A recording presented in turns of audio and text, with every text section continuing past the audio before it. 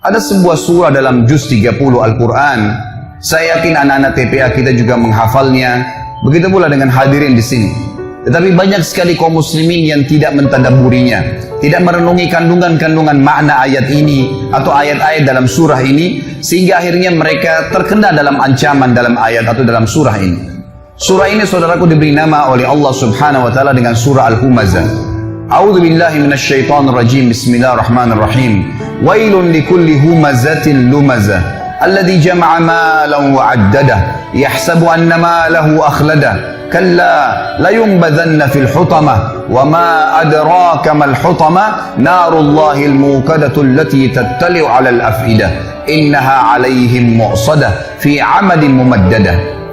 Di dalam tafsir sekaligus terjemahan, wailun memiliki banyak makna yang artinya adalah kecelakaan, kehinaan, penyiksaan, kerendahan, segala macam makna yang bisa menyusahkan seseorang bergabung di masalah atau dalam kalimat wail.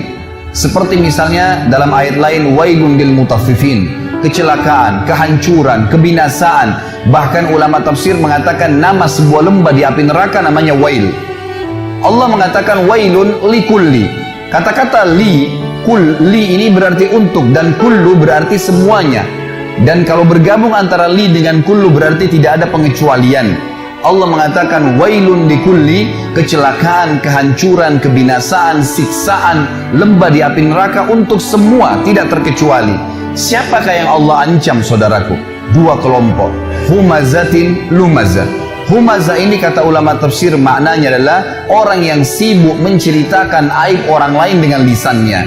Sibuk lisannya setiap hari bangun tidur sampai tidur lagi bagaimana menjatuhkan orang lain, menghina orang lain, mengeluarkan kata-kata yang mengundang murkahnya Allah dari kata-kata kemaksiatan. Tidak ada nasihat, tidak ada zikir, tidak ada baca Al-Quran. Padahal orang mukmin harus memikirkan semua yang keluar dari lisannya adalah sesuatu emas, bernilai, punya bobot, sehingga dicatat dalam buku amalnya, dan dia menjauhi semua kata-kata yang justru berbahaya bagi dia, yang akan membuat orang lain membencinya karena kata-kata kasar atau menghina atau menjatuhkan. Bahkan Allah Subhanahu wa taala akan murka padanya, dan kita akan dengar dalam lanjutan ayat ini bagaimana Allah mengancam orang-orang yang menyalahgunakan lisannya.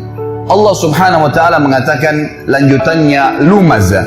Beda antara humazah dan lumazah saudaraku hanya di awal hurufnya. Kalau humazah menggunakan ha, kalau lumazah menggunakan lam.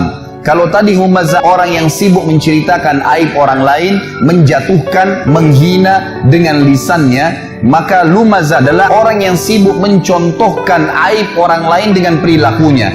Temannya pincang dicontohkan jalannya, temannya cadel dicontohkan jalannya. Apa saja kekurangan dari fisik seseorang di depan matanya, maka dia jadikan sebagai bahan-bahan olokan. Sekali lagi Allah mengatakan wailun, kecelakaan, kehancuran, kebinasaan, lembah di api neraka untuk semua tidak terkecuali kelompok yang sibuk menceritakan orang lain dengan lisannya, menjatuhkan mereka, menghina mereka, atau mereka mencontohkan aib orang lain dengan perilakunya. Apa yang Allah Subhanahu wa taala sebutkan tentang ciri mereka? Kata Allah Subhanahu wa taala, alladzi jama'a malan wa 'addadah. Yang paling banyak kena dua kelompok ini adalah orang-orang yang selalu secara letter-let maknanya mengumpulkan harta dan menghitung-hitungnya. Ini terjemahan letter-let, tapi makna tafsirnya adalah orang-orang yang mengejar prestasi-prestasi dunia yang mereka mengira bahwasanya prestasi itu akan terus kekal bersama mereka. Misal, seorang ketua yayasan terus merasa dirinya akan menjadi ketua yayasan. Setiap merasa ada saingan, maka dia akan berusaha menjatuhkan dengan lisan atau perilakunya. Setiap orang dicalonkan menjadi wakil rakyat, maka dia akan terus mencari aib lawannya tadi dengan cara terus menjatuhkan dia dengan lisan dan juga dengan perilakunya, dan seterusnya. Semua ini adalah hal-hal yang diancam oleh Allah Subhanahu wa taala. Di dalam Islam saudaraku, kita sangat ditekankan untuk selalu bersyukur kepada Allah kalau seandainya ada sesuatu aib pada diri orang, muslim atau non muslim, untuk bersyukur kepada Allah karena tidak ada pada diri kita. Sebagaimana sabda Nabi SAW di dalam sebuah hadis yang sahih, beliau mengatakan terjemahannya, Kalau kalian melihat aib pada diri seseorang yang tidak ada pada diri kalian, ucapkanlah, segala puji bagi Allah yang telah menyelamatkan saya atas apa yang dicobakan kepada orang ini, dan telah memberikan kepada saya kelebihan dengan kelebihan-kelebihan yang banyak. Bukan justru menjatuhkan, bukan justru menjadikan sebagai senjata untuk menghina orang lain, atau bahkan menceritakan aib tersebut kepada orang lain. Saudaraku, menceritakan aib yang ada pada diri seseorang, kalaupun ada, namanya ghibah dalam agama Islam, dan hukumnya haram, tidak boleh. Kata Nabi SAW waktu ditanya apa itu ghibah oleh seorang sahabat, beliau mengatakan, engkau menyebutkan tentang saudaramu yang dasarnya ada padanya dan dia tidak suka diceritakan hal tersebut. Sementara kalau tidak ada padanya, namanya fitnah, dan fitnah lebih besar daripada pembunuhan dosanya. Tidak ada celah bagi seorang muslim untuk menyalahgunakan lisannya, maka harus dijaga. Ini contoh, dan Allah sebutkan mereka paling banyak mengejar prestasi dunia. Sementara saudaraku, dunia ini semuanya hanya kemasan dan kiasan. Apa bedanya antara seseorang yang tidur di emperan jalan, yang tidak menggunakan kasur, selimut, cuma berlapiskan tanah saja, dan bajunya apa saja yang ada di badannya, dengan orang yang tidur di ranjang yang ratusan juta, rumahnya dari marmer semuanya? Apa kira-kira bedanya antara dua orang ini? Demi Allah, hanya kemasannya saudaraku, kemasan duniawi. Tujuannya sama saja, tidur. Apa bedanya antara orang yang makan di daun pisang dengan orang yang makan di piring emas? Kemasan dunianya yang berbeda, tujuannya makan sama. Jangan sampai kelebihan kemasan yang Allah berikan kepada kita karena kelebihan fisik, karena adanya kemasan kendaraan, kemasan yang diberikan oleh Allah Subhanahu wa taala, lalu akhirnya membuat kita melanggar pemberi nikmat itu, Allah Subhanahu wa taala, yang melarang kita justru menjatuhkan orang lain. Kata Nabi SAW, lawan daripada menjatuhkan orang adalah tawadu, merendah. Dalam hadis Bukhari kata Nabi SAW, justru siapa yang merendah kepada Allah tuh, karena Allah akan tinggikan derajatnya. Hasan Basri rahimahullah ditanya oleh beberapa ulama-ulama Basra pada saat itu, pada saat mereka mendefinisikan apa itu tawadu, apa itu merendah, supaya kita tidak jatuhkan orang lain.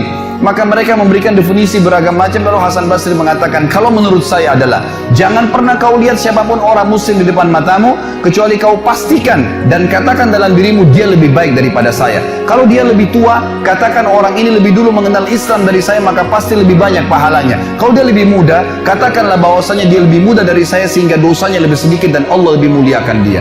Terus kita merendah di mata Allah Subhanahu wa taala, Allah akan tinggikan derajatnya orang seperti ini. Saudara, selanjutnya Allah mengatakan ancamannya datang. Waktu Allah mengatakan wailun likulli humazatin lumaza, kecelakaan, kehinaan, kebinasaan, lembah di api neraka untuk semua orang yang selalu menceritakan aib orang lain dan mencontohkan perilaku mereka, yang mereka ciri-cirinya selalu mengejar prestasi-prestasi dunia. Yahsabu annama lahu akhlada, ya. Allah Subhanahu wa taala mengatakan setelah itu mereka mengira prestasi dunianya akan mengekalkannya di dunia. Kalla, tidak mungkin. La yumbadzanna fil hutama, pasti mereka ini akan dilemparkan ke dalam hutama.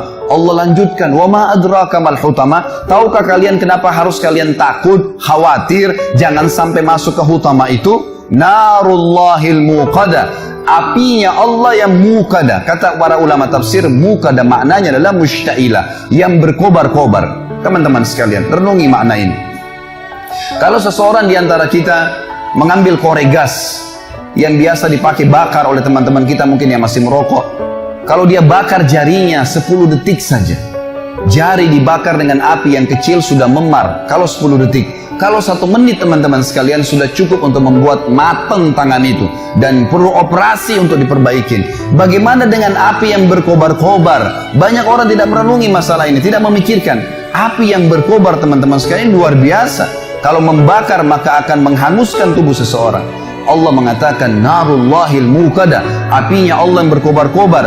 Cukup sampai situ?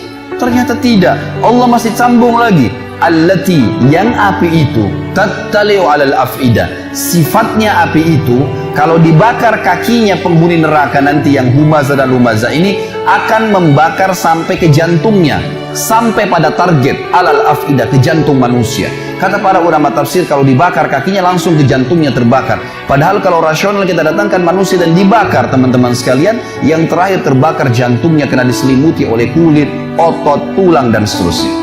Cukup sampai situ? Tidak lagi. Allah masih sebutkan agar orang betul-betul meninggalkan perbuatan buruk ini. Setelah dikatakan allati tattalu 'alal afida, innaha, sesungguhnya api itu alaihim muqsadah, terhadap mereka melengket atau melekat.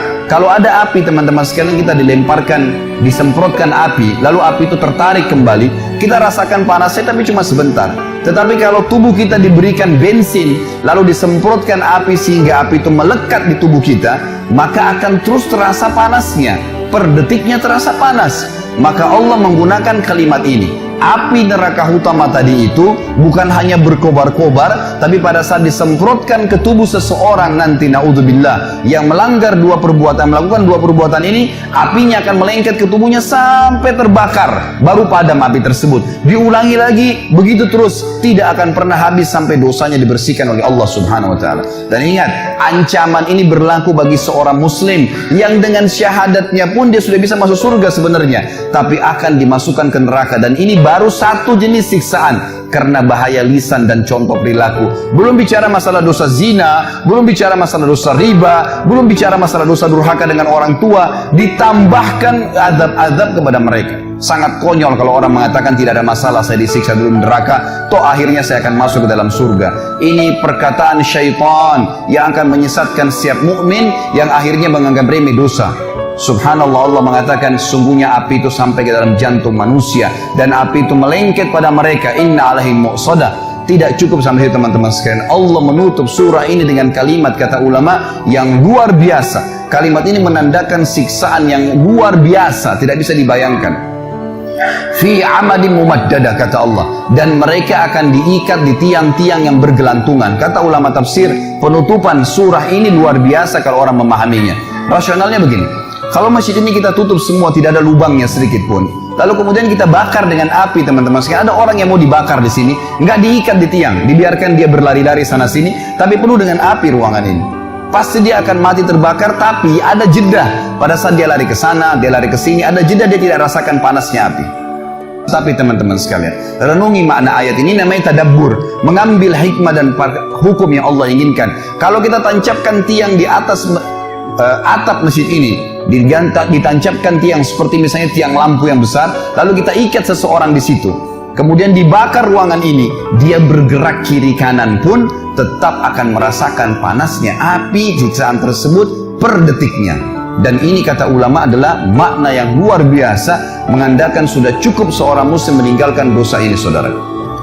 Surah ini teman-teman sekalian mengajarkan kepada kita tentang bahayanya menyalahgunakan lisan. Dan dari sisi lain, lisan dalam agama kalau dipergunakan dengan kebaikan, maka akan baik. Anda kalau menggunakan lisan Anda dengan baik, walaupun fisik Anda punya kekurangan, orang akan suka dengan orang yang lisannya baik, santun kalau bertutur kata, yang keluar dari mulut seorang muslim cuma nasihat, tanya kabar, ilmu yang bermanfaat. Tidak ada sesuatu yang menjatuhkan orang lain, tidak ada sesuatu yang menyakiti orang lain atau menceritakan aib orang lain, maka dia akan disuka oleh orang lain, orang umumnya. Dan kalau ada seseorang yang lisannya tajam, walaupun tampannya orang paling tampan di dunia, paling kaya, tapi kalau lisannya tajam, suka menghina orang lain tidak suka dengan dia. Itu secara kehidupan manusia. Juga di sisi Tuhan kita Allah Subhanahu wa Ta'ala, Allah sangat murka dengan orang yang menyalahgunakan lisannya. Surah ini teman-teman sekalian mengajarkan kepada kita tentang harusnya seorang muslim menjaga lisannya.